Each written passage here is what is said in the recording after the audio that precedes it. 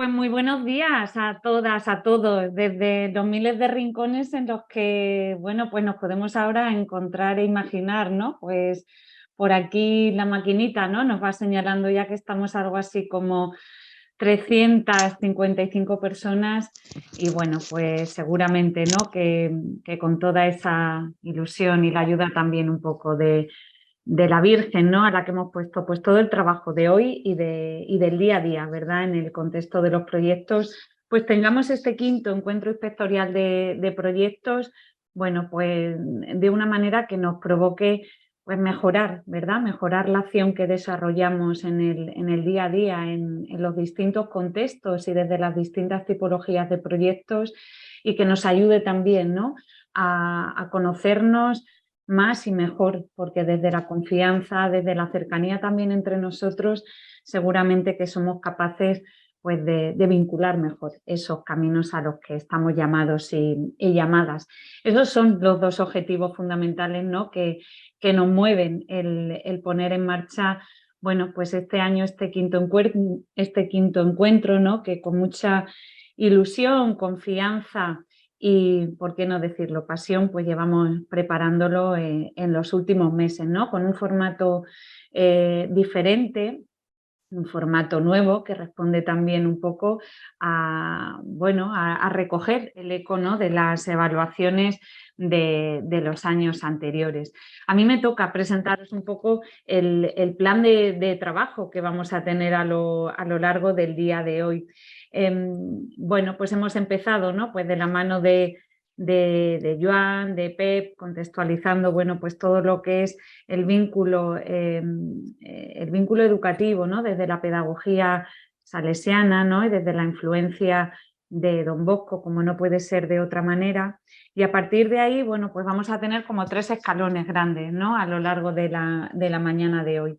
Un primer momento, ¿no? Que, bueno, pues nos lo va a regalar, y nunca mejor dicho, porque es un regalo grande el que nos hace hoy Fran Rojas, ¿no? Que ahora después os lo presentaré como se merece, con ese momento un poco de inspiración inicial, ¿no? En el que, bueno, pues Fran va a intentar un poco profundizar, ¿no? En qué es todo esto del vínculo educativo, ¿no? Pues un poco aterrizándolo pues desde la perspectiva del trabajo con adolescentes, con juventud, con familias, ¿no? Incorporando, bueno, pues algunas herramientas y técnicas, ¿no? Desde la neurociencia y bueno, desde el sentido del humor. Imagínate, Fran, anda, que si no te llega el enlace hoy para la sesión que habríamos hecho, ¿verdad? Así empezábamos, por ejemplo, pues la mañana, ¿no? Bueno, pues con todos esos ingredientes, ¿no? Pues Fran pues nos dará esa píldora de inspiración, ¿no? Para que a partir de ahí, ¿no? Haciendo un pequeño receso, vayamos un poco metodológicamente aterrizando, ¿no? Un segundo momento en el que tendremos un espacio de diálogo, aterrizando lo que supone el vínculo educativo en las distintas tipologías de proyectos, ¿no? Nos hablarán compañeros y compañeras, bueno, desde las distintas entornos en los que estamos, pues con la perspectiva de emancipación, de nuestras casas de acogida, de proyectos socioeducativos y desde el ámbito de la inserción sociolaboral. Eso será allá por las 11:45. Si todo va bien, a las 12:30 escucharemos lo que dicen las personas que participan en todos nuestros proyectos y servicios, ¿no? ¿Qué dicen ellos de qué es esto del vínculo educativo? ¿Cómo se lo estamos un poco también contagiando, ¿no? Y bueno, vamos a ver qué dicen. Y acabaremos, como no puede ser de otra manera, dialogando entre nosotros y nosotras, ¿no? Bueno, pues en muchos grupos, porque estaremos algo así como 50 grupos de trabajo en paralelo en los que profundizaremos un poco sobre nuestro estilo educativo y bueno, cómo somos capaces realmente de hacer esa vinculación con las personas que participan en los distintos proyectos que desarrollamos. Para las 2, si el velero, ¿no? Va como está previsto, pues acabaremos, ¿no? Este quinto encuentro, bueno, pues un poco con esa valoración final de realmente pues qué hemos aprendido, qué hemos adquirido y qué queremos contagiar. Y de manera rápida yo paso ya directamente a presentaros, ¿no? Este primer momento de inspiración con Fran Rojas, que lo tenemos por ahí conectado. Buenos días, Fran. Fran se conecta desde Barcelona y bueno, Fran decía que lo presentara, simplemente diciendo pues que aquí está Fran, educador social, y decía el Esther, y ya está bien. Pero yo creo que está bien, ¿verdad? Hay elementos cuando trabajamos el vínculo, elementos como la gratitud y el reconocimiento, ¿verdad?, de las personas que, bueno, pues que intervenimos o que estamos en cualquier tipo de relación, es importante también dar las gracias y reconocer el bien que hacemos, el bien que nos hacemos y lo que podemos aportar. Las gracias te las había dado, Fran, y te las volvemos a dar, ¿vale? Por la generosidad y el empeño con el que, bueno, pues has preparado todo este momento. Y el reconocimiento yo creo que es el de tu propia vida, ¿no? Bueno, pues Fran es canario, hay mucha gente de Canarias, ¿verdad?, por ahí conectada, y como no lo digamos, pues nos pueden tirar bien de las orejas, ¿no? Fran es diplomado en Educación Social, bueno, por la Universidad de Las Palmas de Gran Canaria, graduado en Estudios Internacionales e Interculturales por la Universidad Autónoma de Barcelona, con algún premio extraordinario en esta titulación. Tiene también un máster en Intervenciones Socioeducativas y proyecto de investigación sobre violencia filoparental. En este tema hizo él su tesina en la Universidad de Barcelona. Y es terapeuta gestal también, bueno, pues desde allí, desde Barcelona. Fran, fijaos, lleva más de 20 años trabajando con adolescentes y jóvenes en conflicto social. Es decir, Fran tiene, bueno, pues el mundo de las ideas y del conocimiento muy bien armado, pero el mundo de la experiencia, ¿no?, y de la intervención lo tiene muy cerca, en la actividad diaria, además de en su corazón, ¿no? Fran aborda la gestión del conflicto desde una visión integradora y usando el humor como elemento transformador. Durante 8 años, pues, los ha dedicado a la coordinación de proyectos, trabajando además en el asesoramiento a profesionales, coordinación de equipos y en el diseño de proyectos pedagógicos para la mejora también del clima laboral. Y en 2015, pues Fran inicia una aventura apasionante, Fran, es esa formación con humor, ¿no? Bueno, pues convencido de los beneficios del humor en la resolución de conflictos, Fran un poco los propone y los utiliza para mejorar, bueno, las relaciones entre los equipos y entre las personas, ¿no?, con las que trabajamos. Fijaos qué elemento tan nuestro, ¿verdad? La alegría y el sentido del humor en las relaciones. Bueno, pues una propuesta, ¿no?, que unifica pues esa pasión que Fran tiene por la transformación y la pasión en todo lo que hace.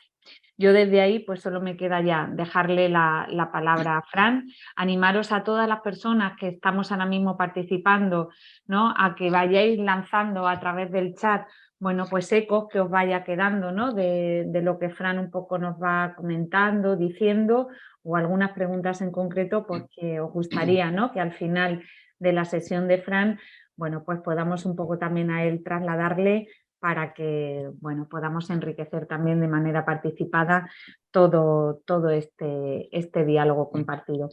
Pues nada, sin más, Fran, yo te doy el relevo, ¿no?, o te doy aquí un poquito el pulso, ¿no?, a que tú puedas seguir continuando. Muchas gracias y ojalá que disfrutemos todos y todas de este momento. Buenos días, gracias, Esther. Me he anclado, ahora me veis. ¿Me veis en grande? Vale, ok, me alejo un poquillo. Gracias, Esther. Miren, yo estoy bastante nervioso.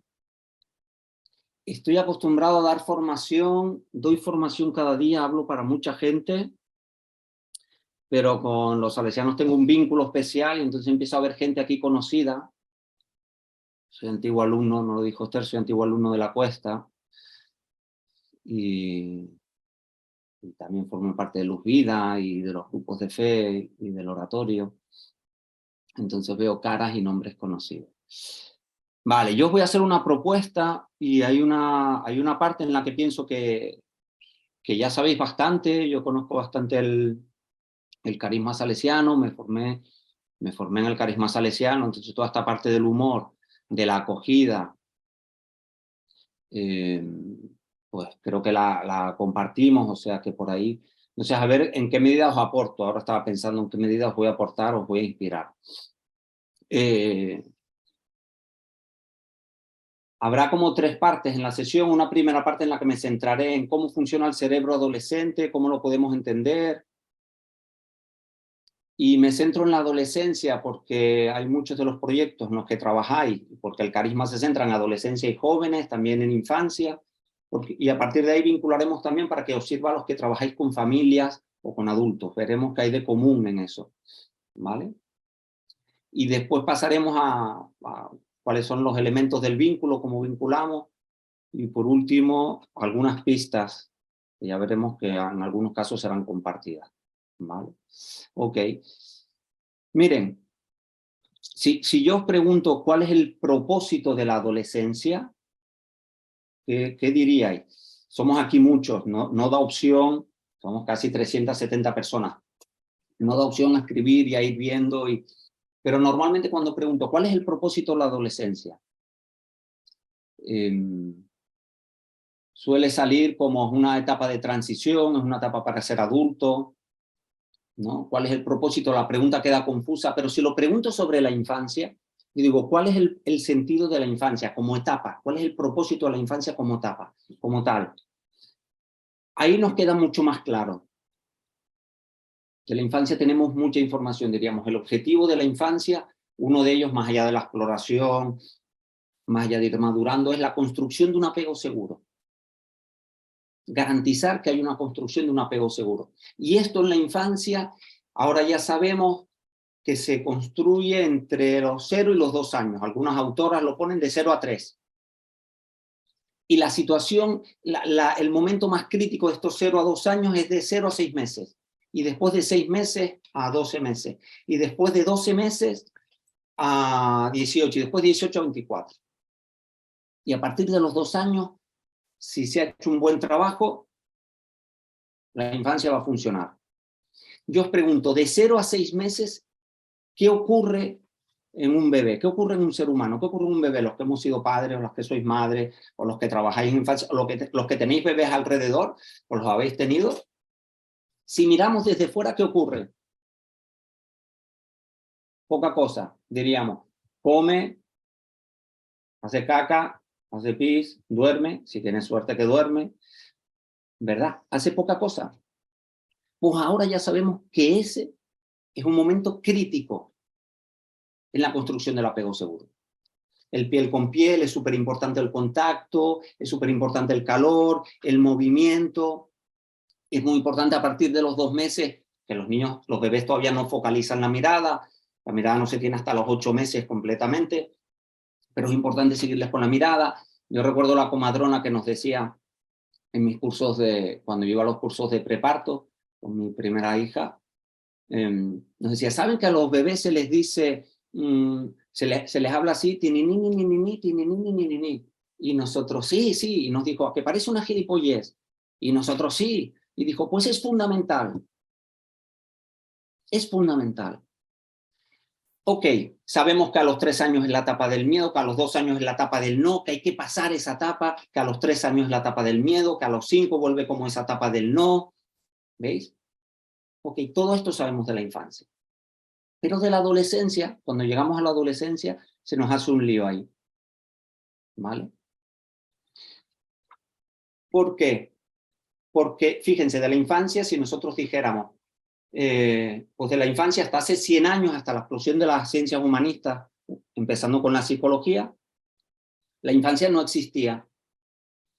Los niños eran adultos tontos. Hasta que no cumple 7 años, hasta que no entra la razón, el niño no existe, no es considerado. Y es a partir de finales del siglo XIX y toda la explosión en el siglo XX que llegamos a un punto totalmente contrario, es decir, no, la infancia es un momento privilegiado, es fundamental la infancia. Vale, pues con la adolescencia empieza a ocurrir lo mismo. Ha sido una etapa negada y empezamos a verla, ¿vale? Entonces, fíjense, el objetivo de la adolescencia es marchar de casa. El objetivo de la adolescencia es marchar de casa. Ningún chaval ni ninguna chica se marcha hoy de casa a los 13, 14, 15 años. no se marchan, eso es imposible. ¿Vale? Pero ¿qué ocurre en la adolescencia? Es una metáfora. ¿Qué ocurre en la adolescencia? En la adolescencia se da el proceso de la pubertad. Y la pubertad nos capacita para reproducirnos. ¿Qué ocurre si nos reproducimos dentro de la misma tribu? Viajemos 2 millones de años atrás en la historia de la humanidad. ¿Qué ocurre si nos reproducimos dentro de la misma tribu? Produce fallo genético. La endogamia produce fallo genético. Entonces hay un mandato en la especie que eso se produce cuando llega la adolescencia, que es, aquí no nos podemos reproducir, tenemos que marchar. Tenemos que marchar. Y eso sigue operando. Por eso decimos que la adolescencia es una etapa complicada para los padres, para las madres, para la autoridad en general. Porque hay algo metafórico en esto que sigue funcionando, que es marchar de casa. ¿Sí? Ok. ¿Qué hace el cerebro adolescente? Y ahora voy a empezar a poner unas diapos, ¿vale? ¿Qué hace el cerebro adolescente para que llegado ese momento queramos marchar de casa? ¿Qué hace? ¿Qué pensáis? A ver si escribís por ahí y puedo ver en el chat. ¿Qué pensáis que hace el cerebro adolescente para que cuando llegue a los 12, 13 años haya un cambio significativo y los chicos y las chicas hagan una mirada hacia otro lugar, ya no están mirando hacia los padres? Poda neuronal, dice alguien. Venga más. La poda neuronal es una de las cosas que pasa, pero no es lo fundamental. ¿Qué hace el cerebro?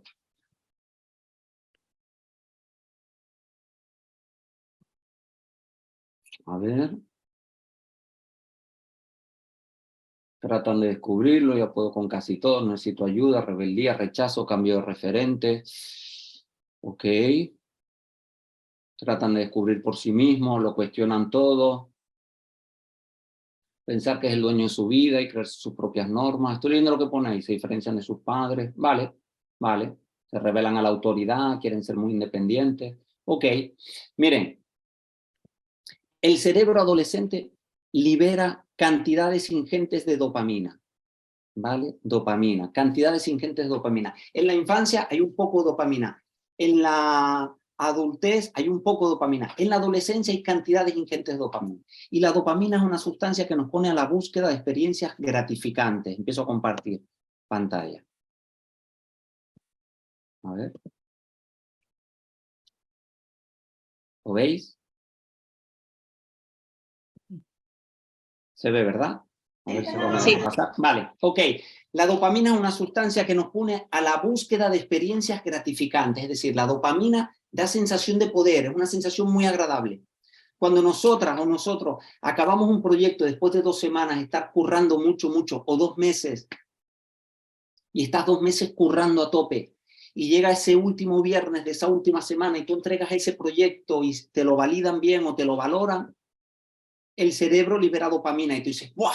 Guay. Y entonces tú a tu equipo le dices, el lunes empezamos otro proyecto, el lunes empezamos nosotros otra vez con otra cosa de esta.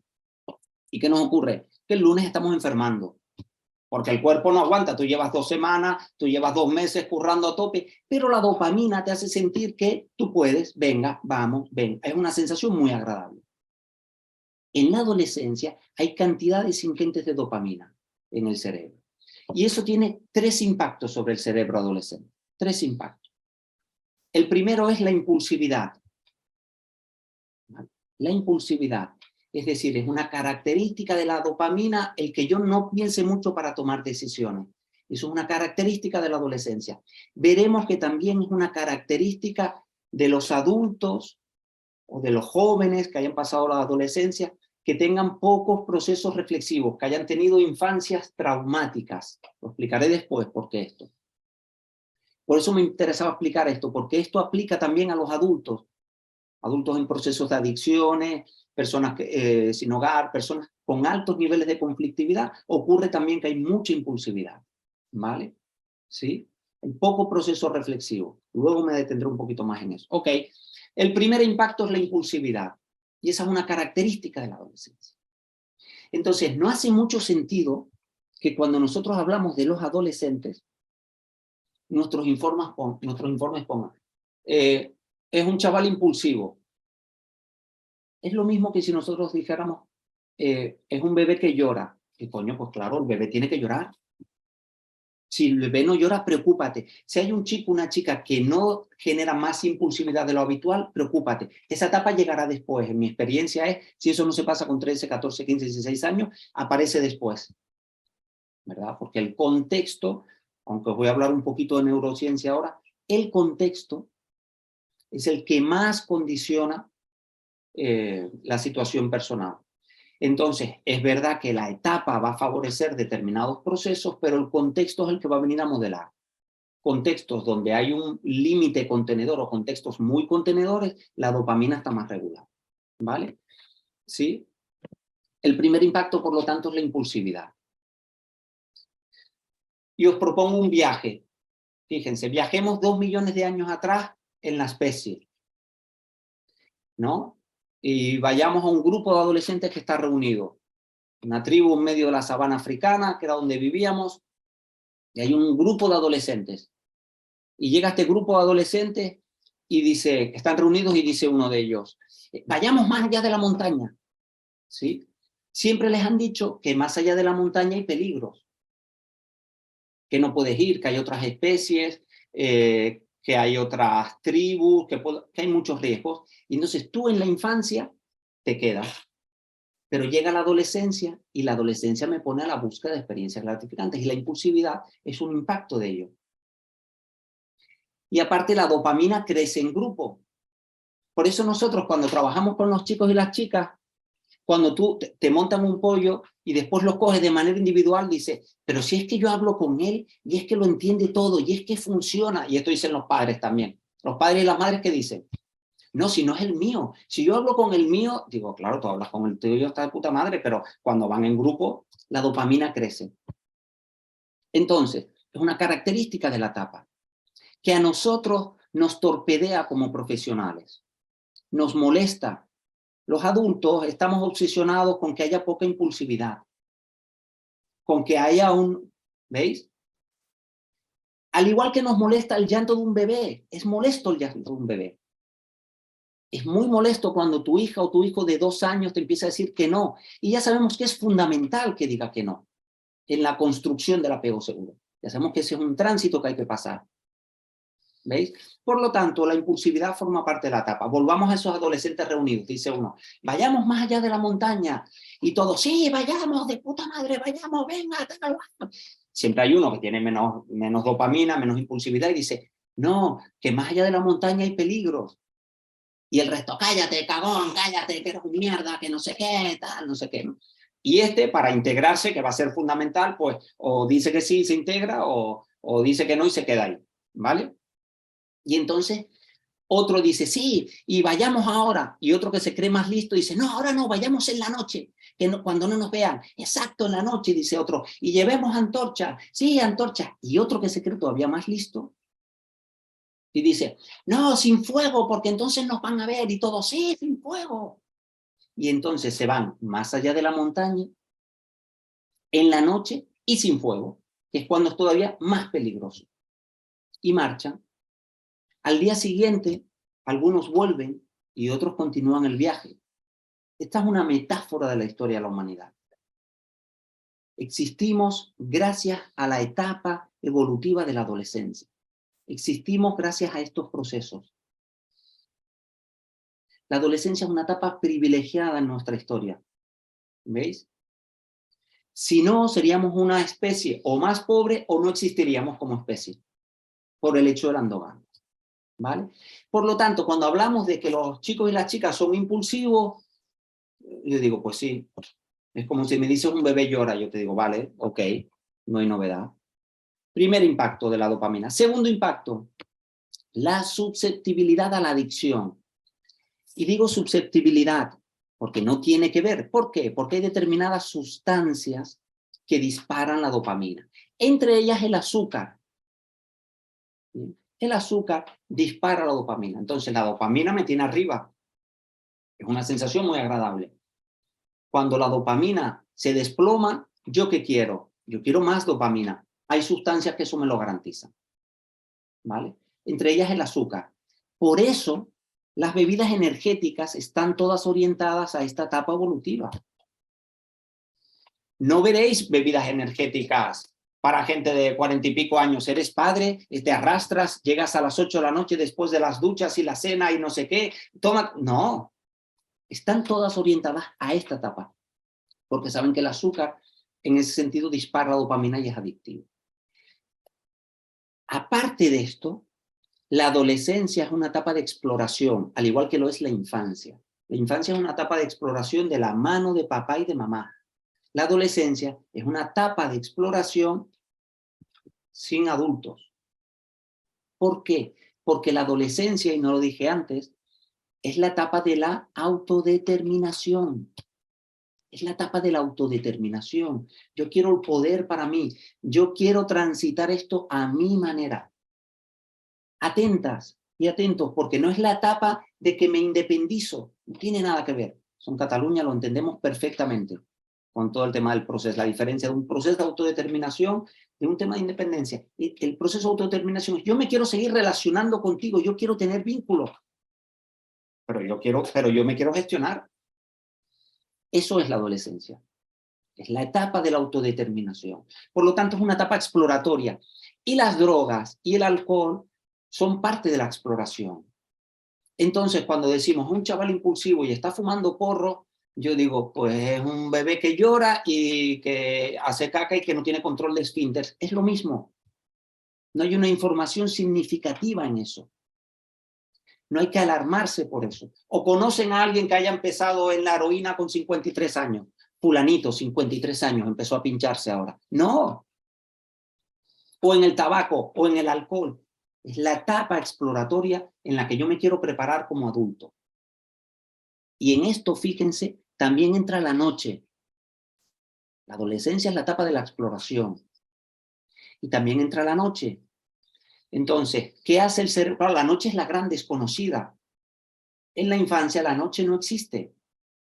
Entonces, como hay un deseo de explorar, porque hay un deseo de autodeterminación, de decidir por mi cuenta, aparece el deseo de explorar la noche. ¿Qué hacemos? ¿Qué hace el cuerpo con los ritmos circadianos? Cuando nosotros nos vamos a ir a dormir, una hora antes, si tenemos una rutina de sueño, si tú te duermes a las 11, a las 9:30 o 10 menos cuarto o 10, el cerebro empieza a segregar una sustancia, que es la melatonina, para que tú a las 11 te duermas. Empieza un rato antes, como que el cerebro empieza como a decir, venga, vamos bajando el ritmo para que a las 11, cuando tú te metas en la cama, te duermas. En la adolescencia, la segregación de este neurotransmisor se produce más tarde, se segrega más tarde, precisamente para que puedas explorar la noche. Ok, eso ocurre en la etapa. ¿Qué hacemos nosotros? O sea, biológicamente y neurológicamente, el cuerpo está diciendo, ahora no es momento de ir a dormir, quiero alargar. ¿Y qué hacemos nosotros como sociedad? Les ponemos el instituto a las 8 de la mañana, la escuela a las 9. Y llega la adolescencia, se la ponemos a las 8. Es que es impresionante. Es que no tiene que... Claro, vete a un aula a las 8 de la mañana. Yo que hago asesorías a escuelas, de información a escuelas. A las 8 de la mañana la clase funciona de coña. Están todos esos cerebros apagados, dormidos. ¿Veis? Ok. Y hay una última cosa que produce la dopamina, que es la hiperracionalidad, que es un término de neurociencia que quiere decir poner énfasis en lo positivo. Es decir, si una cosa tiene el 90% de probabilidades de salir mal y el 10% de probabilidades de salir bien, el cerebro adolescente pone el peso, no es que no lo vea, pone el peso en el 10%. Ve lo otro, pero pone el peso en ese 10% de posibilidades. Eso hace la dopamina. Claro, y existimos gracias a eso. Somos la especie que somos gracias a eso. Imagínense que nosotros como adultos, que hacemos estas cosas como adultos con los chicos y las chicas, con los adolescentes y con los adultos que tienen mucha impulsividad, hacemos estas cosas. Pero hazte una listita de pros y contras. Pero piénsatelo un poco. Con una listita de pros y contras, no hubiéramos existido como especie, no hubieran ido más allá de la montaña. Pero a nosotros nos encanta la listita de pros y contras, porque tenemos otro cerebro, somos un cerebro más reflexivo. Y no digo que no haya que hacerla, Bien, esto. Pero nosotros estamos obsesionados con esa parte de la reflexividad y no es la etapa privilegiada para eso. Luego veremos cómo podemos favorecer eso, ¿sí? Para la construcción del vínculo. Estamos todo el rato, luego referenciaremos con el vínculo. Ok, el énfasis en lo positivo, diría que esta es la clave de la adolescencia, lo que más nos afecta, que se traduce en una frase que nosotras y nosotros hemos dicho también en nuestra adolescencia, que es el famoso, a mí no me va a pasar. A mí no me va a pasar. A mí no. A mí no me va a pasar eso. Y nosotros, pero le pasa a todo el mundo. Nosotros, imaginaros, cogemos ese grupo de adolescentes hace 2 millones de años en medio de la sabana africana y les decimos, venga, una listita de pros y contras, creyendo que, y se hacen la listita, ir más allá de la montaña, no tenemos técnicas de caza, no sabemos técnicas de recolección, no tenemos la suficiente fuerza, no nos hemos enfrentado nunca a otras tribus, no sabemos lo que son tribus caníbales, te empieza a hacer pros, contras, pasa la raya y dice pros, y nos lo vamos a pasar de puta madre y todo. Allá vamos.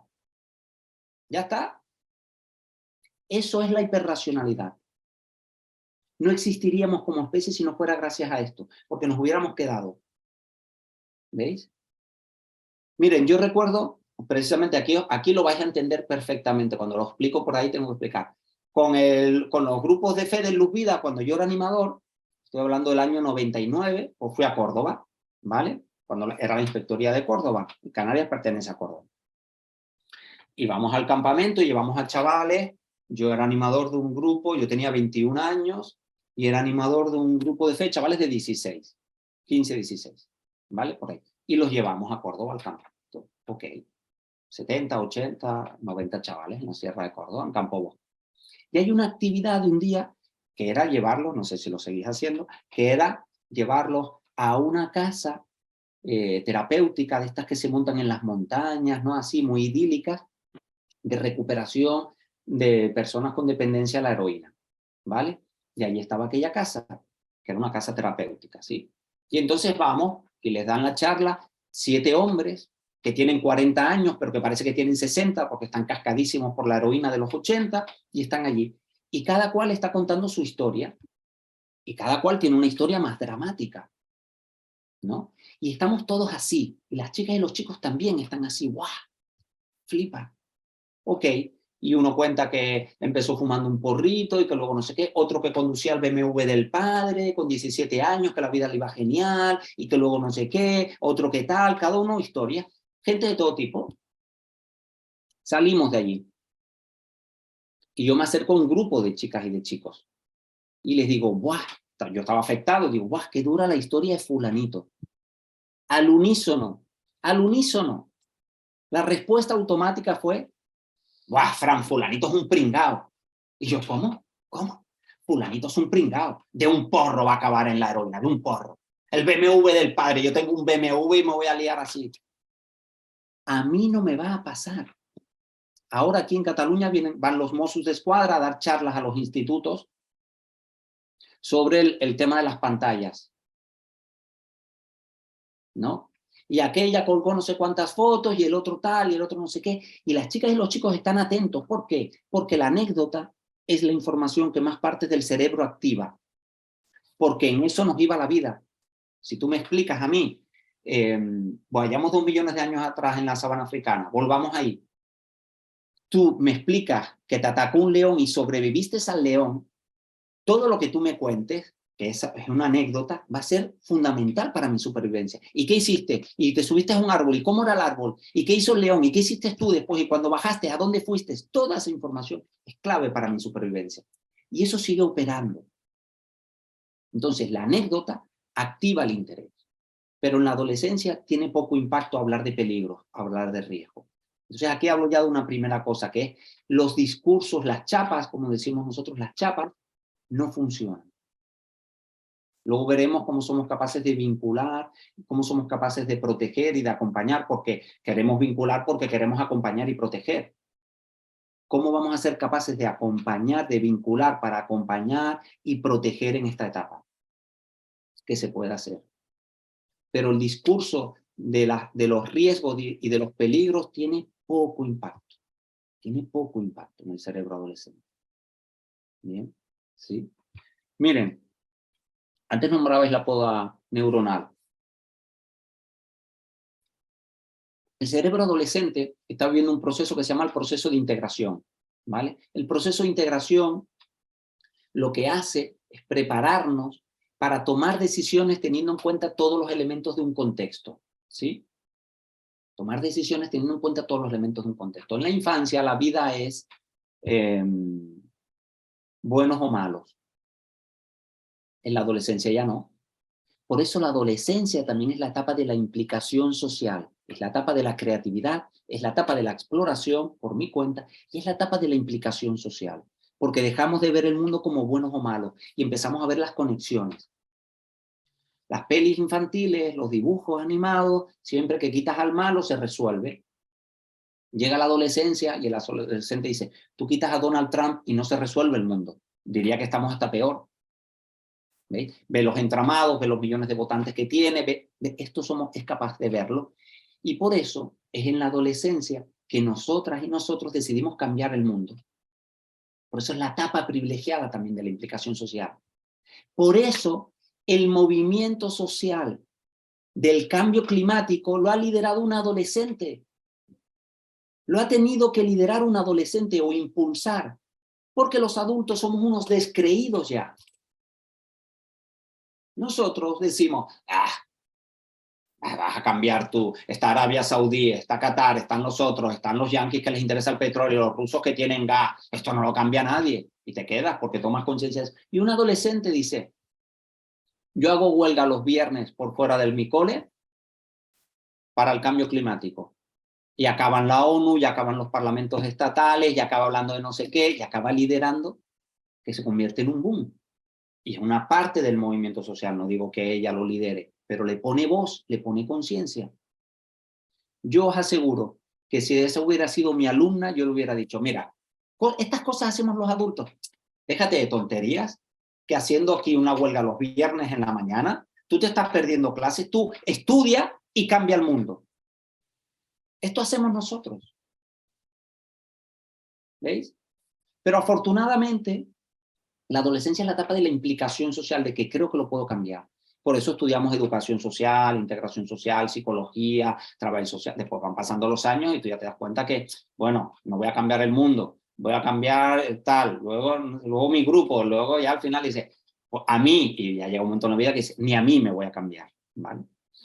Ok, ese es el proceso de integración. Entonces, el proceso de integración tiene dos subprocesos, uno la poda neuronal y otro la mielinización. La poda neuronal es, en la infancia hay una superproducción de conexiones neuronales, ¿vale? Un día unas clases de alemán, conexiones neuronales por aquí, 3 veces a la semana clases de matemáticas, conexiones neuronales por aquí.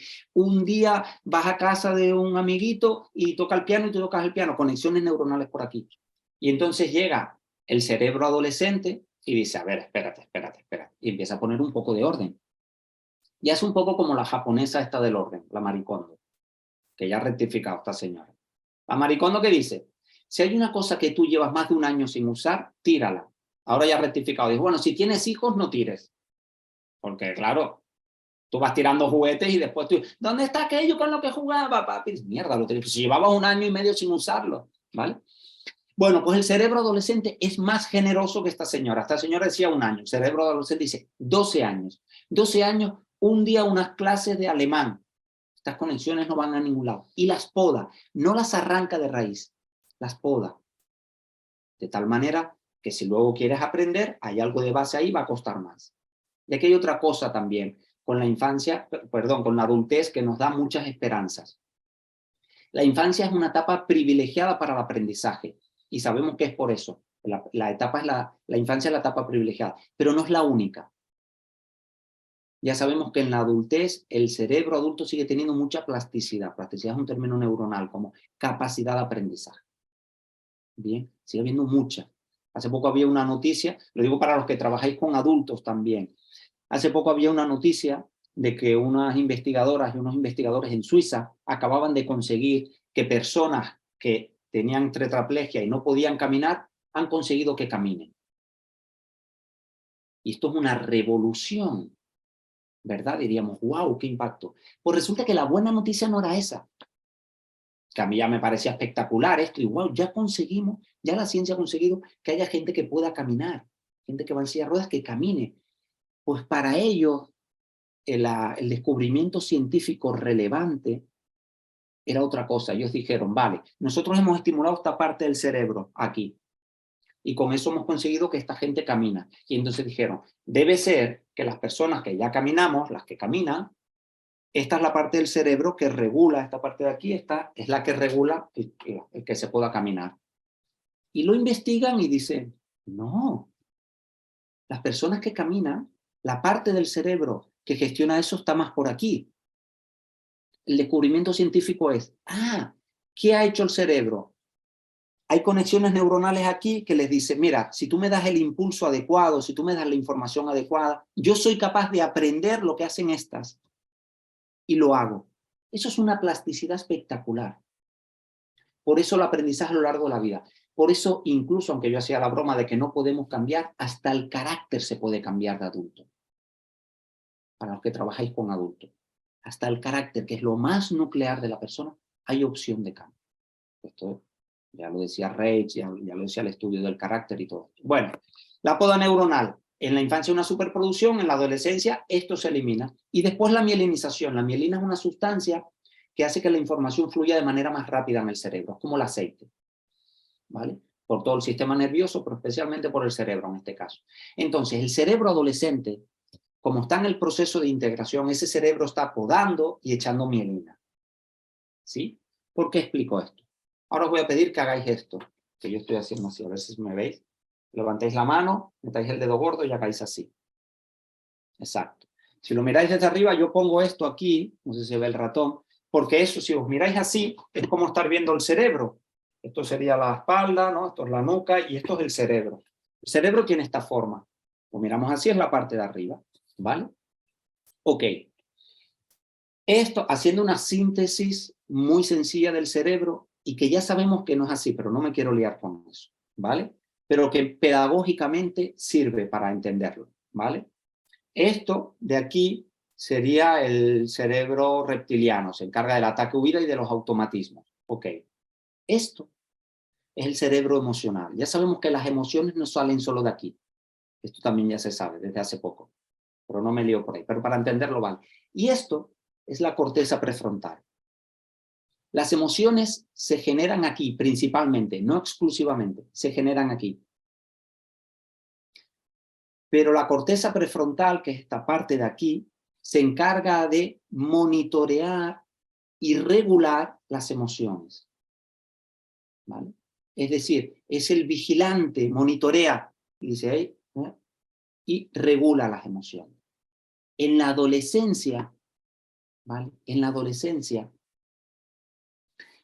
debido al proceso de integración, el cerebro está podando y echando mielina, ¿vale? El cerebro, esto es como si estuviera así. Y entonces, ¿quién sale aquí?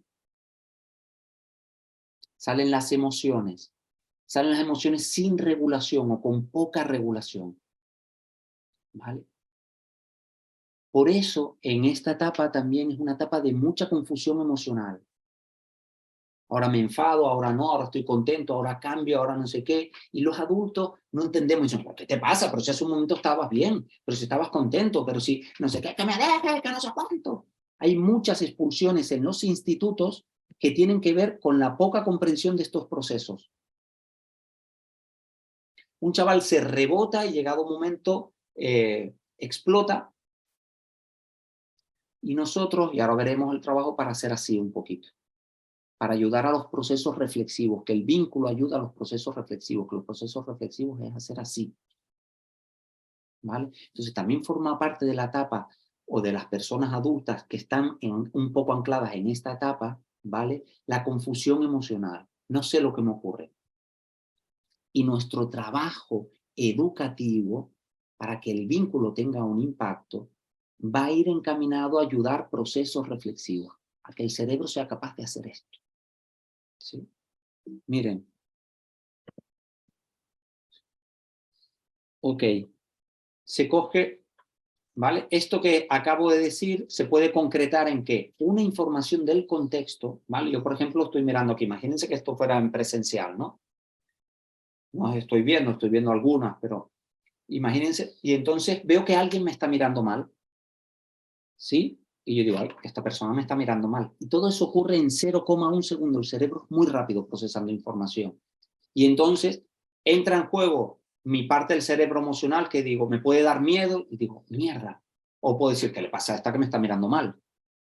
¿Sí? Pero yo digo, yo podría decir, ¿qué le pasa a esta que me está mirando mal? Pero ahí entra en juego la corteza prefrontal y dice, yo soy el profe, esta es una alumna, yo no la conozco nada, esto es un entorno educativo, yo no puedo, ¿vale? Y entonces hago así, regulo mi rabia y empiezo a buscar estrategias alternativas. Me hago hipótesis y digo, bueno, al igual es que no la ha mirado mucho tiempo, al igual he dicho algo que no toca, al igual no está de acuerdo con no sé qué, y en base a eso, en base a la hipótesis hago, ¿sí? Eso es el funcionamiento de un cerebro adulto. La información del contexto pasa por la corteza hace un filtro y va al cerebro emocional. Que realmente no es así, porque funcionan los dos a la vez. Pero para entenderlo metodológicamente, esto funciona. En el cerebro adolescente, la información del contexto no tiene filtro, va directamente al cerebro emocional. Esto es de lo que estamos hablando. Entonces, una mirada, ¿qué miras tú? ¿Qué miras? Estas reacciones, ¿verdad? Que no las conocemos. ¿Sí? Yo cuando estoy en clase con chavales pongo este ejemplo porque suele ser muy común, que digo, fulanito guarda el móvil. Todos la conocéis porque esto es un clásico. Fulanito guarda el móvil. Y lo digo en este tono. A mí me lo dices bien, a mí me hablas bien, pero a mí me hablas bien.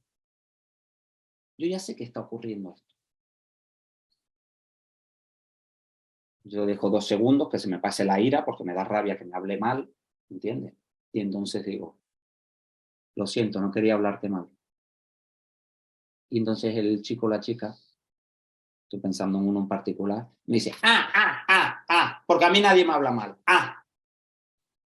Porque ya está la ira en el cuerpo.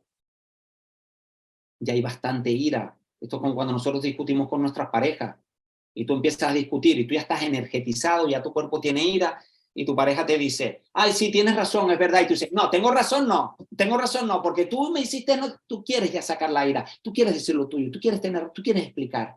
Pues esto es igual. Él puede decir, vale, cuando yo le reconozco. Si yo le digo, no te estoy hablando mal, ya tenemos pollo. Porque ese cerebro no tiene este filtro de aquí. Yo trabajo con chavales de temas de violencia filioparental. Hijos que agreden a las madres. Digo madres porque mayoritariamente son las madres.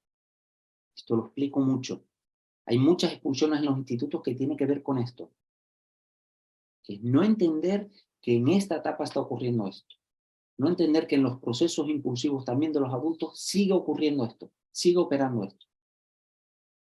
Ahora veremos cómo para el vínculo yo tengo que mantener la autoridad. Pero yo en ese momento puedo decir, lo siento, no te quería hablar mal. ¿Sí? Fíjense, ¿cómo se sabe esto? Hay un experimento en que cogen a un grupo de adultos y cogen a un grupo de adolescentes. Y les ponen aquí unas conexiones y les van poniendo fotos de personas con caras que no tengan una gran expresividad emocional, caras neutras, que no haya alguien así, que no haya alguien llorando, que no haya alguien enfadado, ¿vale? ¿Sí? Les ponen caras neutras. Yo intento aquí poner medianamente una cara neutra, ¿vale? Ok, en los adultos se activa la corteza prefrontal. En los adolescentes se activa el cerebro emocional. Eso quiere decir que incluso cuando no hay información emocional, se activa el cerebro emocional. ¿Eso qué significa? Que nosotros los adultos ante esta foto estamos viendo esta foto y los adolescentes están viendo esta. ¿Veis? Por eso digo que son 2 cerebros en lucha. O sea, hay muchos conflictos que tienen que ver porque no me hablas mal, por el tono, por no sé qué. Si nosotros empezamos a pelear, me dice, yo le digo, guarda el móvil, por favor. Es la 3ª vez que te digo lo del móvil. Pero me hablas bien. Yo le digo, te estoy hablando bien. Que ya no estoy hablando bien porque yo también me enfado, claro. Te estoy hablando bien. Y ahora te dice, mira, Y si estamos en clase, como eso se contagia, es, profe, no le están hablando bien. Y ahí ya tienes pollo. Y empieza a subir. Hay una escalada de tensión. Y yo digo, que sí te he hablado bien, al principio te he hablado bien, y tú me no sé qué, y tal. Nos reconocemos en estas peleas. Y entonces, llegado un momento, el cerebro adulto puede hacer así. Y decir, vale, para, que se nos está yendo las manos. Y el cerebro adolescente tiene menos capacidad para hacer así. ¿Sí? Esto es un poco lo que les ha ocurrido a los chavales con los que nosotros trabajamos. Que el entorno no ha entendido esto. El entorno no ha entendido esto. Y entonces son chavales recurrentemente expulsados. ¿Sí? Ok. Hay un autor, el David Bueno, ¿vale? Porque la gente de Cataluña lo debéis conocer, pero en general escribe en catalán y escribe en castellano, que tiene un libro que se llama Neurociencia para educadores o educadoras. Está súper bien este libro. Y explica esto, explica. Hay una parte que dice, miren, ya sabemos que hay un gen, yo esto no me lo sé muy bien, pero explica como que hay un gen en el mapa genético que marca la predisposición o no a la impulsividad en ese ser humano. Esto ya se sabe. Hay una predisposición y dice, pero lo que va a determinar que esa predisposición se confirme es el contexto. ¿Bien? Ok. Hay una predisposición. Y de hecho explica, si el gen es más corto, hay más predisposición a la impulsividad. Si es más larga, hay menos. Y pone el ejemplo, por eso decimos un chaval de mecha corta. Vale, ok. Se me quedó el ejemplo por esto. Ok, ven, por lo anecdótico. Es un chaval de mecha corta. Hay predisposición, ¿vale? El contexto va a determinar que eso vaya en ese camino o no. Si tú tienes un contexto contenedor, donde se favorecen desde la infancia procesos reflexivos, donde hay una estructura, donde hay pausa, no. Y él dice, claro, los chavales de CRAES, los chavales de centros residenciales, los chavales de casas de acogida, los chavales de PFI, todos los chavales con los que trabajáis. ¿Cuál ha sido el entorno familiar normalmente? Un entorno familiar donde se favorece la impulsividad. ¿Por qué? Porque lo que se ha favorecido es la respuesta emocional. ¿Por qué se ha favorecido la respuesta emocional? Porque, ¡pum!, portazo y entra un padre alcohólico. Entonces entra un padre alcohólico, el niño o la niña en esa casa no puede dedicarse a pensar mucho, tiene que reaccionar rápido. Entonces lo que prima en la infancia son las respuestas emocionales, que son las más automáticas, son las más impulsivas. Hay que marchar, hay que huir. Un padre o una madre que me viene a pegar, hay que huir. O sea, cuando hay situaciones que son muy cambiantes, en entornos poco estructurados o poco contenedores. Él dice, ok, pues ahora pongamos a un chaval que tiene la predisposición genética a eso, que le toca a este entorno familiar y que se le junta la adolescencia. O sea, tiene los tres. Entonces él explica que realmente y con los adultos sigue ocurriendo lo mismo, con los adultos en procesos de adicciones, con los adultos que son más impulsivos, con los adultos, que es, hay dificultad a los procesos reflexivos. Por eso los chicos y las chicas llegan a la ESO y ahí se estampan. Porque hay más impulsividad y tienen una historia de vida que no lo favorece. Por eso los proyectos sociales funcionan. Porque como decía el Joan al inicio, en la presentación, hablando de San Francisco de Sales y después de Don Bosco, la mirada al corazón es lo que genera el cambio, no tanto a la conducta. Y eso tiene que ver con esto. El vínculo se produce porque yo ahora y vosotras ahora, con conocimiento técnico, que la pedagogía social ya viene diciendo desde los años 70 y que ya dijo Don Bosco en su momento, es ahí está ocurriendo algo. A ese cerebro yo no le puedo pedir tanta contención. A ese cerebro le tengo que facilitar que salga de clase. Le tengo que permitir que insulte. Porque en ese momento es lo que puede hacer. Después veremos lo que hacemos con eso. Marcha, ves, hace, sal de la clase. Ahora no es el momento de hablar. Porque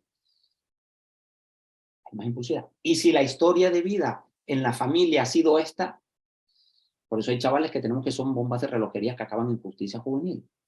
¿Vale? Ok. Por lo tanto, yo digo, aquí hay un trabajo que hacer sobre las creencias. ¿Sobre cuáles? ¿Sobre qué creencias? Sobre las nuestras. El trabajo del vínculo tiene que ver en cómo es nuestra mirada. ¿Cómo es nuestra mirada? Y yo os digo, ¿qué ponen vuestros informes sobre los chicos? A ver si os identificáis en esto. Yo llevo un rato hablando sobre qué ocurre en la adolescencia para favorecer una mirada en positivo, dando argumentos científicos, técnicos para ello. Un bebé llora y da por culo que llore. Y que no duerma, os lo puedo asegurar. Jode mucho eso. Pero entendemos que aquí está ocurriendo algo. Entendemos que un bebé llora, está haciendo una petición de ayuda. Y a mí me molesta. Entendemos que un niño dice no y a mí me molesta. Entendemos que un adolescente toca ser impulsivo. Y toca empezar a explorar con las drogas. Y toca explorar el límite y la autoridad. Toca eso. Ese es el material de trabajo. Entonces yo compro eso y digo, claro, a eso vamos. ¿Qué ponen nuestros informes? ¿Cómo habla la sociedad de la adolescencia? ¿Cómo habla? En negativo. A que las charlas sobre adolescencia, las charlas sobre, o los libros sobre adolescencia, es peligro, un adolescente en casa. ¿Os imagináis esto sobre la infancia? Peligro, un bebé en casa. No lo permitiríamos hablar así de la infancia. Pero de la adolescencia hablamos normalmente en negativo. Y nuestros informes suelen poner esto. Ponen otras cosas, pero suelen, y nuestras conversaciones, las reuniones que solemos tener, solemos hablar de esto. Del que funciona, no hablamos. ¿Mm? Entonces, yo os pregunto ahora, ¿con quién vinculamos? ¿Con quién vinculamos? ¿Con quien nos cae mal o con quien nos cae bien? Con quien nos cae bien.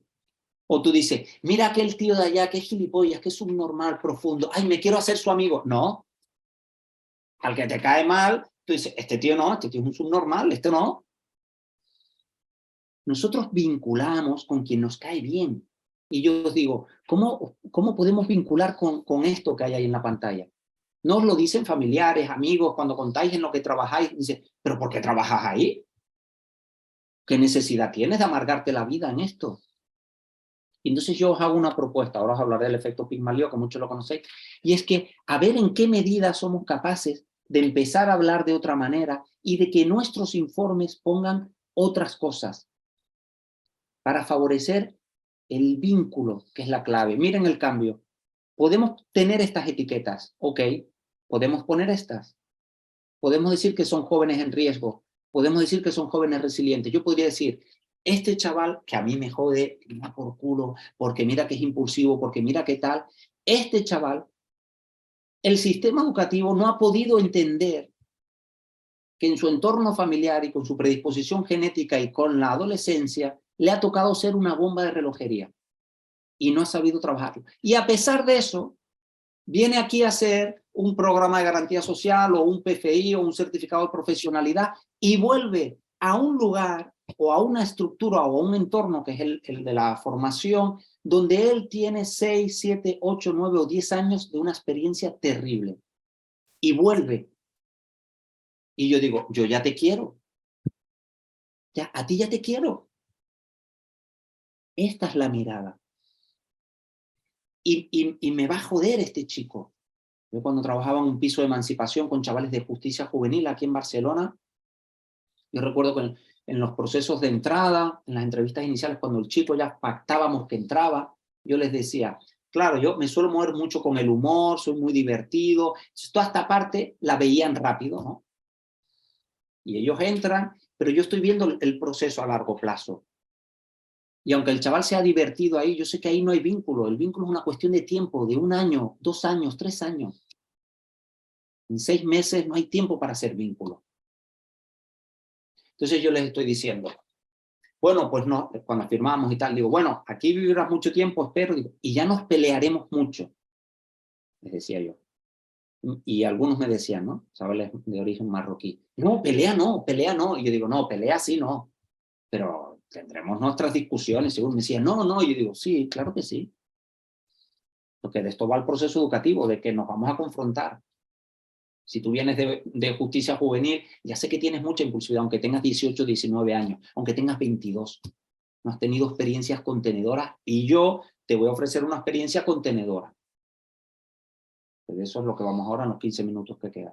Entonces, la mirada puede ser, ok, creativo. Creatividad, es la etapa de la creatividad. Es la etapa de la impulsividad. Y yo digo, sí, igual que un bebé llora. O tú vas en el metro y dices, ves que hay cola porque hay una señora de 80 años para subir las escaleras mecánicas y, joder, una señora de 80 años lenta. No, no dices esto. Se entiende que con 80 años te toca ser lento. O en la adolescencia toca tener impulsividad.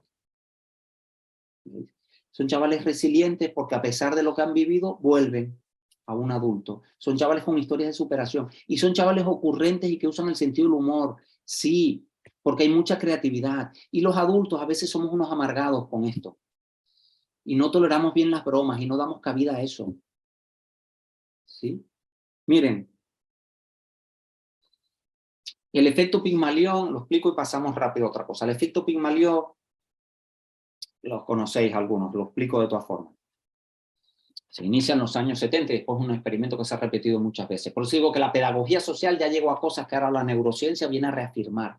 El efecto Pigmalión es, ok, se coge a un grupo de adultos, de profes, y se les dice, ¡buah!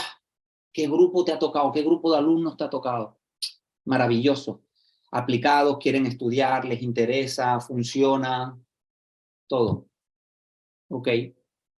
Buenas notas, si ves que hablan entre ellos, que están hablando de la tarea, son creativos, hacen bromas, pero guay. Rendimiento académico, que es lo que querían medir en el informe. 3 meses después, rendimiento académico de este grupo, bueno o muy bueno. Mismo grupo de alumnos, diferentes profes, y se les dice a los profes, ¡buah, qué grupo te ha tocado! No lo quisiera yo en mi vida. Son un desastre, no les interesa estudiar, si ves que hablan, vigila, siéntalos por separado, no ofrezcas trabajos colaborativos, no des mucha voz que te la lían, las bromas, ya verás si alguien levanta la mano. Mismo grupo de alumnos, diferentes profes, a los que les hemos inoculado ahí una visión en negativo, rendimiento académico, un picado. La mirada con la que miramos tiene un impacto sobre el otro. ¿Sí? Un impacto sobre el otro. Ok, fíjense, vamos al tema de la autoridad porque si no se nos queda como, vale, la mirada. Entonces yo digo, la mirada sobre la infancia ya la tenemos en positivo. Cuando trabajáis con adultos, mi propuesta, cuando yo trabajo con adultos, la estrategia que empleo es mirar al adolescente que hubo ahí o al que queda.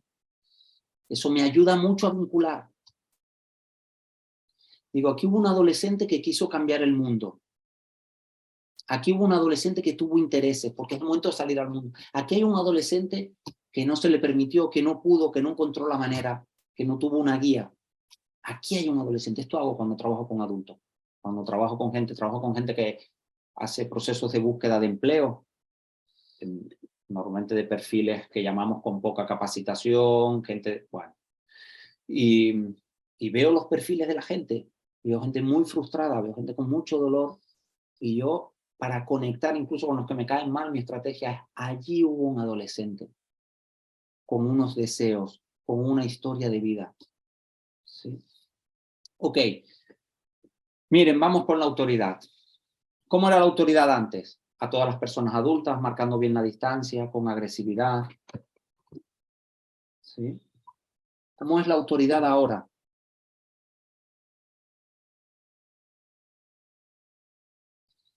La autoridad hoy tiene que ver con ¿qué? Pues tiene que ver con dos cosas, con la afectividad y con el límite. Entonces, cuando hay mucha afectividad, pero poco límite, nos movemos en el paternalismo. Y esto es no haber entendido bien. Yo os propongo una visión en positivo de las personas con las que trabajamos porque es la manera de vincular. Vinculamos con quien nos cae bien. ¿Sí? Y os hago ahora una propuesta que ahora me di cuenta que no os la he hecho, es ¿en qué medida vuestros informes tienen algún apartado de potencialidades del chico o de la chica, capacidades, cosas que ha hecho bien. Otro apartado que sea deseos de este chico o de esta chica, sueños que tiene. Otro apartado que sea éxitos de este chico o esta chica. Eso es favorecer la mirada en positivo. Que nuestras reuniones estén vehiculadas, porque ahí es cuando yo puedo vincular. Yo trabajo con los padres en temas de violencia filioparental y en la gran mayoría de los casos hay una mirada muy negativa sobre el hijo. Y yo entiendo porque hay situaciones de violencia. Había un padre que me decía una vez en una sesión, me dice, mira, Fran, el 99% de los casos, un hijo de 16 años fuma porros, agrede en casa, bueno, era un caos la situación. No llegaba a la agresión física, pero sí a los insultos, a romper cosas, les robaba. Bueno, los padres estaban desesperados. Y el padre, un día, después de mucho tiempo de trabajo, era capaz de ver, dice, el impacto que él tenía sobre el hijo. Y me dice, mira, Fran, el 99% de las veces, cuando él llega a casa, yo estoy enfadado. Yo estoy enfadado.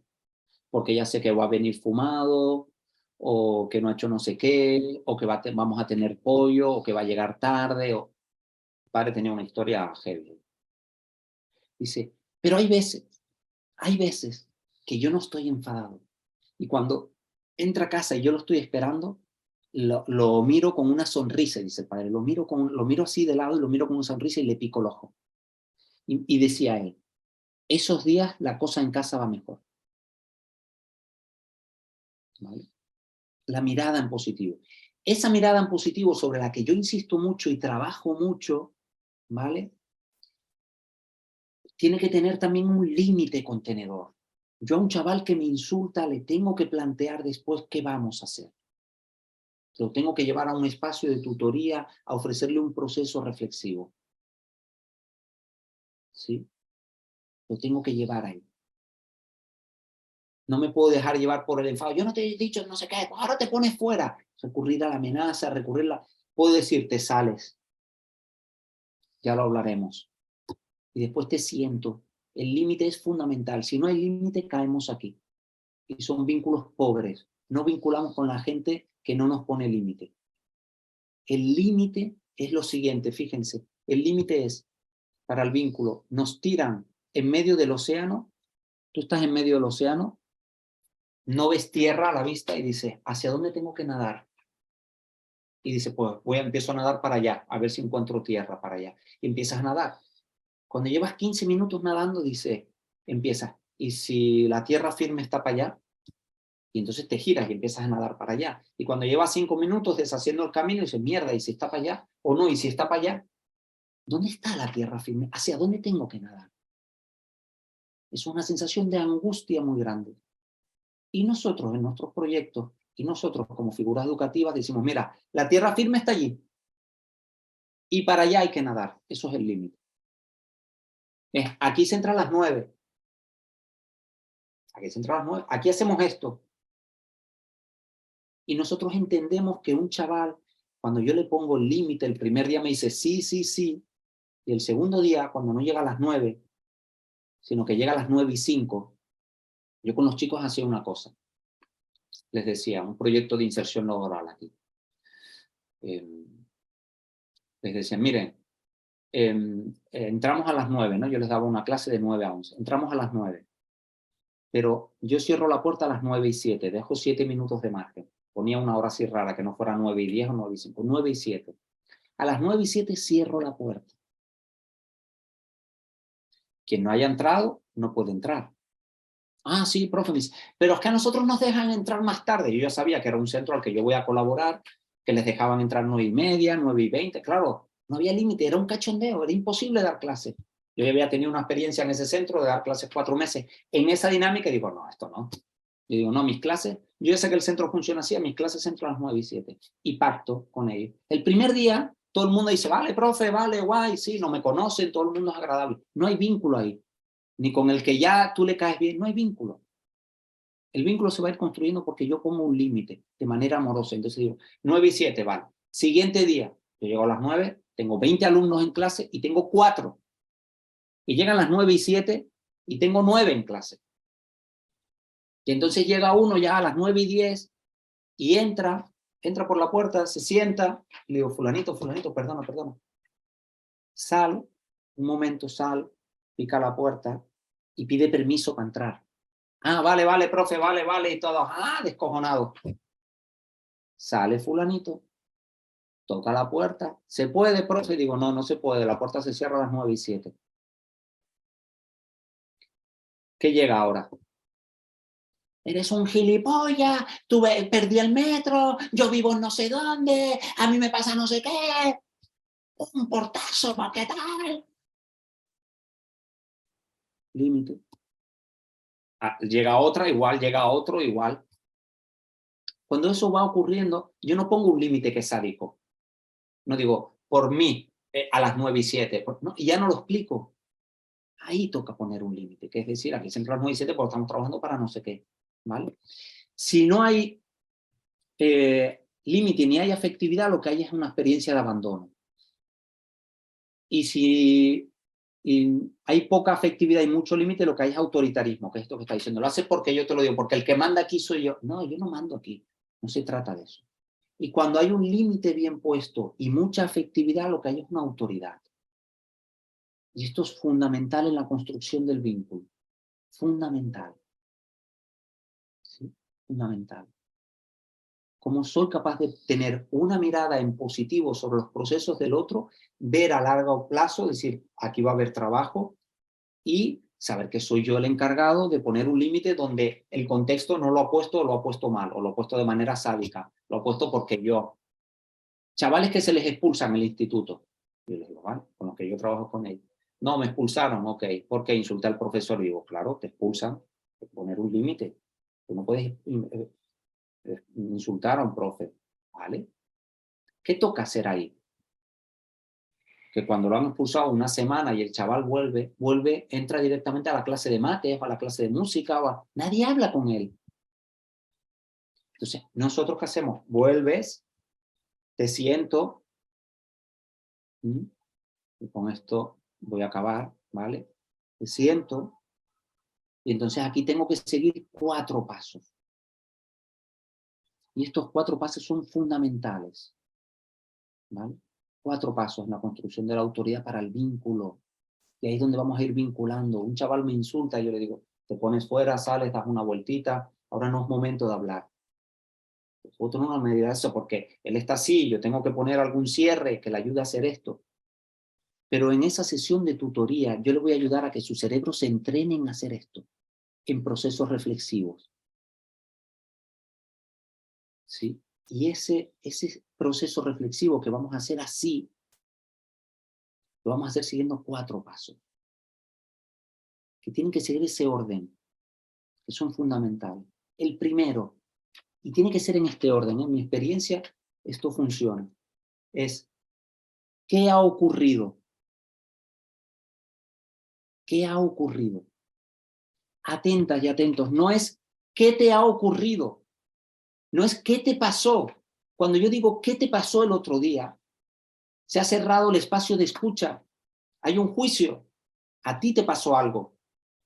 No, ¿qué pasó? ¿Para ti qué fue lo que pasó? Y dice, pues que solo me echas la culpa a mí, que solo me dices a mí. Yo abro un espacio de recogida. Pam, pam, pam, pam, pam, pam. Ok. Es fundamental esto. ¿Sí? Segundo paso. Pregunto por las emociones. Que van de la mano el primero y el segundo. Pregunto por las emociones. ¿Cómo te sentiste? Me da una rabia, chaval, me da una rabia aquí cuando me dices no sé qué y no se lo dices al otro, porque el otro también estaba sacando el móvil y solo me lo dices a mí y no sé qué. ¿Y cómo es la rabia? ¿Me sube por aquí o qué? ¿Qué te dan ganas de hacer en eso? En ese momento te arrancaría la cabeza, Fran, dicen los chavales. En ese momento, ok. Hablar de las emociones ayuda a ser así, porque la corteza prefrontal empieza a trabajar, a poner nombre a cuál ha sido mi vivencia. Y poner nombre es una experiencia reflexiva, y entonces hago así, ok. Primero, ¿qué ha pasado? Para que el chico o la chica pueda explicar su versión. ¿Qué ha ocurrido? y atentas con esto, no qué te ha ocurrido, no hay juicio en eso. ¿Qué ha ocurrido? Y dice, pues que tú eres insoportable, que no me escuchas. Y escucho, no me defiendo. Es el espacio de la recogida emocional. Escucho, vale, ok. Y me tienes manía, todo lo que quiere decir el chico. Y el otro, y siempre me haces lo mismo, y escucho. ¿Y qué es lo que te hago? Bueno, siempre me haces, ¿qué es lo que te hago? Porque, ¿qué es lo que me hace? ¿Qué es lo que me hace? Ya lo sabrás tú, güey, chaval. Normalmente cuando es el espacio reflexivo no suelen estar enfadados. Si se empiezan a enfadar, los bajamos otra vez. 1 y 2, pregunto por las emociones. Ok. Y ahora llega el tercer punto, que es el nuestro, claro.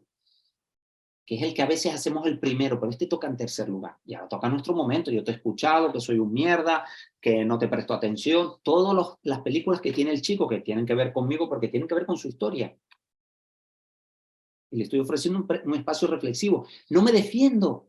No le digo, no, pero bueno, eso es porque... No, te estás equivocando. No todo el mundo sacaba el móvil. Me callo. Tú ves que todo el mundo saca el móvil. Sacan el móvil. Tú ves que todo el mundo hace no sé qué. Ok. Me callo y escucho. ¿Quién más estaba sacando el móvil? ¿Quién más? ¿Quién más? Pues un montón, no sé qué, el otro. Vale, ok. ¿Cómo te sientes tú cuando yo te llamo la atención a ti y no se la llamo a los otros por el móvil? Pues que no sé qué, ok. Y ahora sí, llega el tercer momento, que es el nuestro.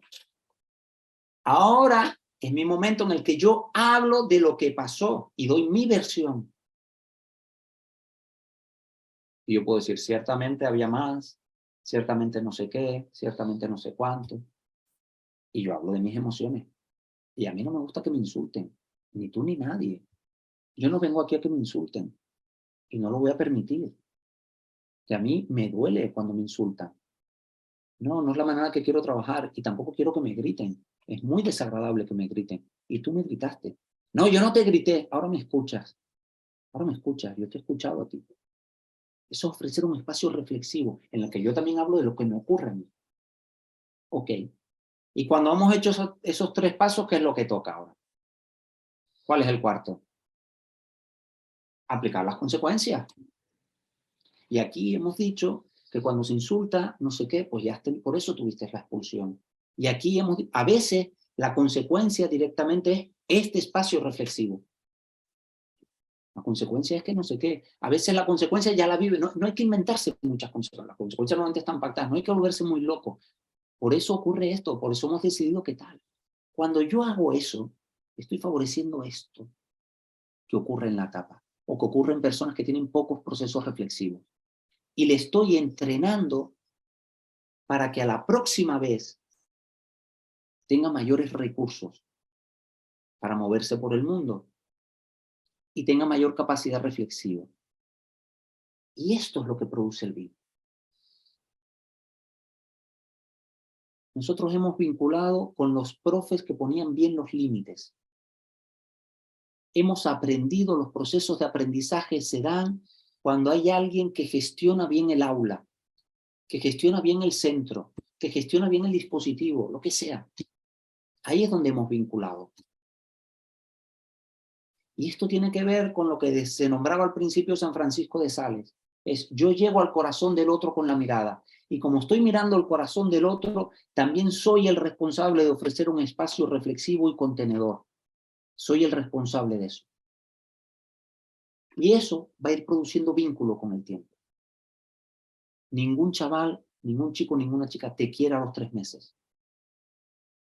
Tenemos chavales que precisamente te quieren a los 3 meses porque hay un apego inseguro, hay una infancia muy dañada. Chavales que crees que rápidamente vinculan esto, lo otro, esto, tal. El vínculo se produce por el conflicto, porque yo pongo un límite, pero es un límite amoroso. Es un límite amoroso. ¿Sí? Lo vamos a dejar aquí. Yo traía muchas más cosas cuando le dije a Esther, no sé si voy a ser capaz. Traía muchas más cosas, ¿no? Pues cómo se da eso en el día a día, pero lo vamos a dejar aquí para no, bueno, porque me paso ya del tiempo. Bueno, Fran, es que nos dejas a cuadros, o sea, nos dejas un poco, fíjate, bueno, pues casi 400 personas, ¿no? Durante 1 hora y en la que a nosotros también nos ha removido el corazón, ¿eh? Tu mirada también ha llegado al nuestro y ojalá que también contribuya a que sigamos generando cambio. Yo algunos secos, ¿vale? Digo, porque sí que decíamos, ¿no? Al principio de de tu intervención, ¿no? Que íbamos a dejar la posibilidad de alguna pregunta y aunque vamos un poquito justo de tiempo, yo creo que en Sí, el chat hay una pregunta y por ahí has acabado tu intervención que tiene además, ¿no? Muchos seguidores o seguidoras, ¿vale? Es Clara Naya quien la lanza, ¿no? Y dice que, y acabas tú también ahí, ¿no? Diciendo que en 3 meses es muy difícil, ¿no? El generar vínculo y vincular.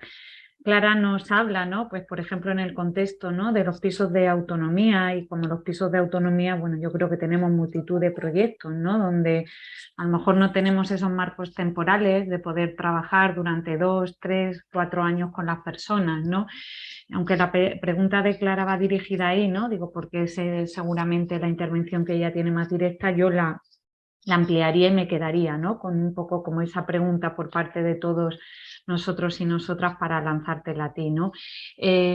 Sabiendo, ¿no? Esta realidad, ¿no? De intervenciones a veces pues no lo más extensas en el tiempo como desearíamos, ¿tienes alguna clave que nos podría ayudar, ¿no?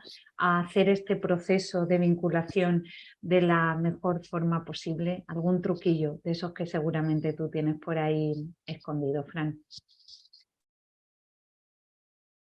joder, es que depende de la experiencia de cada uno y de la situación. A mí algún truco particular del vínculo, de cómo hacemos con... Y cuando trabajamos, ¿no? Con personas en procesos más cortos de tiempo, ¿no? La pregunta en concreto, por ejemplo, va En procesos vinculada. más cortos de Claro, tiempo. claro, dice, Claro. por ejemplo, en los Vale, pisos vale, de, vale, ¿sabes? vale, Cuando el tiempo es vale. más Perdón, reducido, no había entendido nada, eso. nada, sabiendo que a lo mejor pues no es lo deseable, pero es la realidad con la que Sí, contamos, porque a ¿no? veces trabajamos con eso. Yo digo que el vínculo, yo soy un poquito exagerado también, porque así funciono. Eh, yo digo que un vínculo se produce cuando el vínculo requiere tiempo, requiere conflicto amoroso. Digo que la gente que nos dedicamos a la educación social o al trabajo social, a la intervención social, hemos de estar dispuestos a que esto es una profesión en la que uno va al conflicto, ¿vale? Y eso es lo que va a generar el vínculo, un conflicto amoroso, donde yo voy a poner un límite porque nadie lo ha puesto. Entonces, en 3 meses yo voy a poner límites. Lo que ocurre cuando trabajamos en procesos cortos es que tendría que tener el contexto del proyecto para entenderlo. Yo a veces voy a dar formación 4 meses a un sitio. Que la gente, que los chicos o las chicas no vayan a vincular es porque yo a los 4 meses me marcho. Bien, pero esas clases funcionan. El vínculo está operando desde el primer momento. Esto que yo ponía, miren, este caso de que yo ponía a las 9:07 y pelea y bronca, eres un gilipollas y no sé qué, eso ocurrió el segundo día. Eso sí era el conflicto, pero un conflicto que hemos pactado, que yo sé que es amoroso, que me vale la pena, que yo... El tercer día, esto era un curso de 3 meses, y yo voy una vez a la semana, y yo soy consciente de que, ¿por qué van a vincular conmigo? Esto siempre me lo pregunto. Porque soy educador social, porque estudié en la universidad. ¿Por qué? ¿Por qué? Porque soy la hostia, porque estos chicos no me conocen de nada. ¿Por qué van a vincular conmigo? No hay ningún motivo de que vinculen. Entonces yo digo, los 3 primeros meses del vínculo es pelea. ¿No? Hay chavales que no, hay chavales que entran rápido. Pero fíjense que le estamos ofreciendo a los chicos, a las chicas a veces muchos vínculos que marchan, ¿no? Esta es la historia de los centros residenciales, muchos vínculos que marchan. Es eso lo que queremos favorecer. Pero en procesos formativos, chavales que vamos a tener 3 meses, yo llego y digo, les voy a dar 8 clases, que es lo que hacía, en 3 meses. Yo tengo que hacer que esto funcione, esta es mi responsabilidad. Yo creo que tú salgas de aquí con esto. Y entonces empiezo a aplicar esto. El primer día pactamos normas, el segundo día las aplicamos. El tercer día, ¿qué ocurrió ahí? ¿Qué ocurrió en esa experiencia? Que ya fueron muchos menos, no los que llegan tarde, que llegan tarde siguen llegando porque el hábito cuesta cambiarlo. Pero el tercer día llegan, tocan, ¿se puede? No, ya sabes que no. Vale, estoy fuera esperando, Fran. Y llegaba un momento que los chicos y las chicas tocaban y llegué tarde, pero estoy fuera. Porque yo les decía, la clase es hasta las 11, pero a las 10 hago un descanso de 5 minutos. A las 10 puedes entrar. Es decir, no soy un cabrón. No es ahora te quedas sin toda la clase, tú has venido de no sé dónde. Y después había chicos que me decían, es que yo llevo a mi hermana al colegio y hago no sé qué. Y entonces digo, me tendré que sentar contigo, tú tienes que conseguir llegar a las 9. Y me siento contigo. ¿Quién te puede ayudar con esto? No te toca esta responsabilidad. Pero bueno, es que yo vengo de tal sitio y el transporte público, esto era más fácil. Me siento contigo. Digo, vale, 5 minutos, quédate. Tendrás que coger el transporte público de antes. Claro, pero eso significa levantarme a las 6 y estos de aquí, estos se levantan a las 8. Y digo, si es que tú lo tienes más difícil. Que eso también es una recogida emocional. Cuando he trabajado con chavales de fuera, digo, lo tienes más difícil. Que es la parte de la recogida emocional de sí, yo te valido, tú lo tienes más difícil. Joder, pero digo, claro, es que cuando estoy hablando de un dispositivo de inserción laboral en este caso. Claro que tú vas a ir a trabajar. Cuando vayas a trabajar, no puedes estar dando estas explicaciones. Es que yo llevo a mi hermana, es que yo lo entiendo, yo te lo recojo. O sea, no me pongo sádico y digo, a mí no me cuentes películas, aquí se entran las 9 y 7. No va de eso. Eso es un límite chungo. Eso es lo que les ha hecho el mundo. Eso es lo que les ha hecho la ESO. La autoridad aquí soy yo y aquí todo el mundo por igual, porque si no, no todo el mundo, yo te voy a escuchar y te voy a decir, a ver, ¿cómo te ayudo yo? ¿Llegas tú a esto? ¿Cómo haces para llegar tú a las 9 puntual? Pues claro, me tengo que levantar antes. Bingo. Joder, es una putada. Bingo. Es una putada. Es que es una putada. Es que la vida para ti es más difícil, fulanito. Es que es más difícil. Hay un tema de validación. Y con 3 sesiones el chaval está vinculando. Pero yo soy consciente y digo, yo me voy en 8 sesiones. Yo no me voy a quedar aquí. Con quienes van a vincular son con sus tutoras que les llevan todo el proceso de un año formativo. Con esas van a vincular. Yo estoy de paso y voy a intentar favorecer un marco donde, pero yo marcharé. ¿Veis? Es como en proceso, digo, para no generar engaño. Es muy doloroso, las chicas y los chicos con los que trabajamos, la cantidad de vínculos que hacen y se van, y se van, y se van los vínculos de adultos. Yo cumplo una función. Yo tuve un profesor de 7º de GB que me encantó. Y lo recuerdo a día de hoy. Me encantó, funcionaba. Estuvo un año, después se fue de ese centro. Y lo recuerdo, hay gente que te deja huella. Porque, o sea, no quiere decir que no dejemos huella, pero el vínculo es un tema de tiempo. Un conflicto, otro conflicto, nos volvemos a sentar, volvemos a ver, ya nos vamos conociendo. Perfecto, Fran. Bueno, pues de corazón de verdad. Muchas gracias porque nos invitas realmente a, bueno, pues a lanzarnos a esa aventura, ¿no? De incluso de querer generar, ¿verdad? Ese conflicto que nos llama y que nos invita a generar relaciones más sanas, más seguras, más amorosas, más de libertad, ¿no? Que seguramente pues propiciarán, ¿no? Con todas las personas que nos vamos cruzando, pues mejores posibilidades de futuro.